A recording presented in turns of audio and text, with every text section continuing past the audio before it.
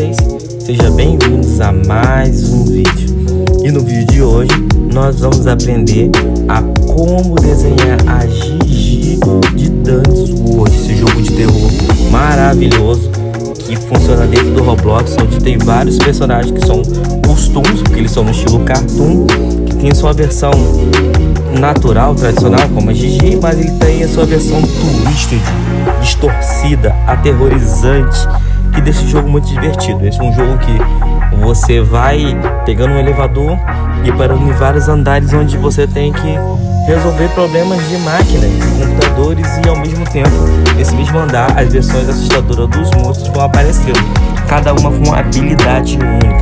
Então, se você gosta de Desenhos, já deixa aquele like aqui e compartilha o vídeo com seus amigos e com seus amigos que são fãs de desenho e que gostam de Desenhos. Se inscreve no canal se você não é um inscrito. Vamos buscar a meta aí de 30 mil inscritos até o final de março. Comenta aí embaixo qual é o seu toon preferido. Até agora o meu toon preferido é o box, mas eu ainda preciso conhecer mais personagens desse jogo. E então, sem mais enrolação, pega o lápis, pega a folha e bora desenhar. Se você é novo aqui e não sabe como funciona o canal, é bem simples, é só você ir copiando as vídeos que eu tô fazendo no vídeo. Volta o vídeo no começo, pega o lápis, pega a folha e vai copiando as que eu tô fazendo no vídeo, passo a passo. No final você vai conseguir fazer o mesmo desenho da Gigi que eu. Aí você vai deixar aquele like para agradecer, para o YouTube entender que esse vídeo é legal e divulgar mais fãs de desenho de Desenhos. Vai comentar aí qual o tema que você gostaria que eu trouxesse pro canal e compartilhar o vídeo com seus amigos.